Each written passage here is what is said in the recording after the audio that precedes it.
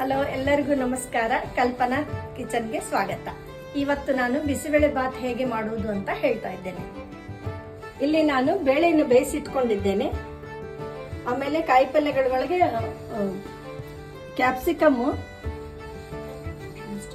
Drum stick, ಬಟಾಣಿ, ಹುಣಸೆ ರಸ, ಗಜ್ಜರಿ ಮತ್ತು ಬೀನ್ಸ್, ಬಟಾಣಿ, ಶೇಂಗಾ, ಆಮೇಲೆ ಚೌಳಿಕಾಯಿ, ಟೊಮೆಟೊ, ಇದಿಷ್ಟು ಪಲ್ಯ ಆಯಿತು.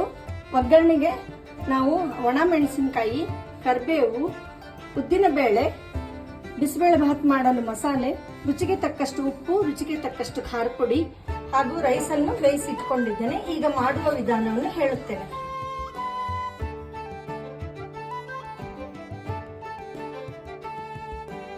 ಈಗ ಬಾಣಲೆ ಕಾಯ್ದಿದೆ, ಎಣ್ಣೆಯನ್ನು ಹಾಕ್ತಾ ಇದ್ದೇನೆ.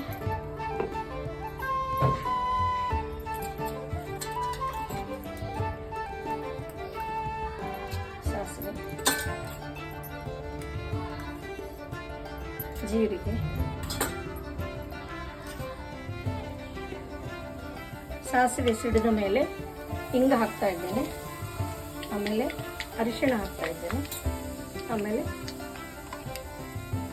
ಸ್ವಲ್ಪ ಉದ್ದಿನ ಬೇಳೆ ಹಾಕ್ತಾ ಇದ್ದೀನಿ. ಲಾಸ್ಟಿಗೆ ಒಗ್ಗರಣೆ ಕೊಡೋಕೆ ಸ್ವಲ್ಪ ಇಟ್ಕೊಂಡಿದ್ದೇನೆ.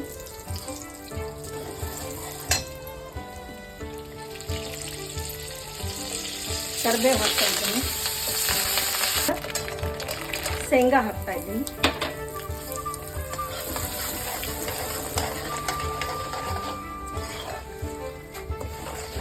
ಈಗ ಶೇಂಗಾ ಹಾಕಿದ್ದೇನೆ. ಈಗ ಗಜ್ಜರಿ ಹಾಕ್ತಾ ಇದ್ದೇನೆ.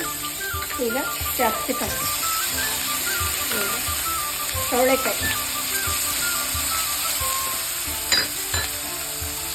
ಬೀನ್ಸ್ ಹಾಕ್ತಾ ಇದ್ದೀನಿ. ಈಗ ಬಟಾಣಿ ಹಾಕ್ತಾ ಇದ್ದೀನಿ. ಈಗ ಆಲೂಗಡ್ಡೆ ನೀರಲ್ಲಿ ಇಟ್ಟಿದ್ದೀನಿ, ಕಪ್ಪಾಗತ್ತಂತ ಆಲೂಗಡ್ಡೆ ಹಾಕ್ತಾ ಇದ್ದೀನಿ. ಟೊಮೆಟೊ, ಈಗ ಡ್ರಮ್ ಸ್ಟಿಕ್ ಹಾಕ್ತಾ ಇದ್ದೀನಿ.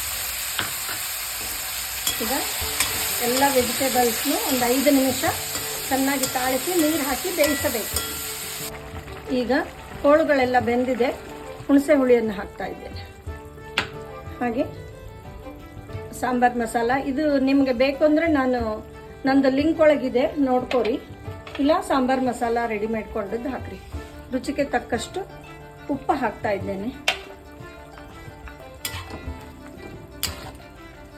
ಈಗ ಬೇಳೆಯನ್ನು ಹಾಕ್ತೇನೆ.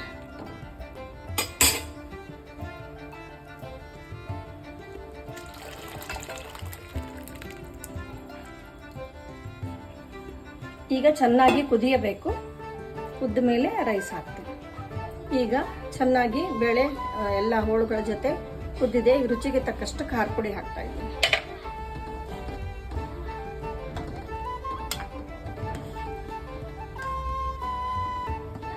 ಈಗ ರೈಸನ್ನು ಹಾಕ್ತಾ ಇದ್ದೇನೆ. ಈಗ ಚೆನ್ನಾಗಿ ಎರಡನ್ನೂ ಮಿಕ್ಸ್ ಮಾಡಬೇಕು, ರೈಸು ಮತ್ತು ಸಾಂಬಾರನ್ನ.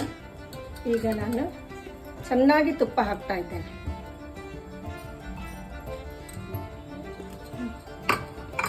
ಇನ್ನೊಂದು 5 ನಿಮಿಷ ಕುದಿಬೇಕಿದೆ. ಈಗ ಸಾಸಿವೆ ಸಿಡಿದಿದೆ, ಜೀರಿಗೆ ಹಾಕ್ತಾ ಇದ್ದೀನಿ. ಸ್ವಲ್ಪ ಇಂಗು, ಕರಿಬೇವು, ಒಣಮೆಣಸಿನಕಾಯಿ, ಉದ್ದಿನಬೇಳೆ ಮೇಲೆ ಒಗ್ಗರಣೆ ಹಾಕಿದರೆ ತುಂಬ ಚೆನ್ನಾಗಿರುತ್ತೆ. ಈಗ ಕಬ್ಬಿನ ಬೌಲಿಗೆ ತೆಗೆದಿದ್ದೇನೆ.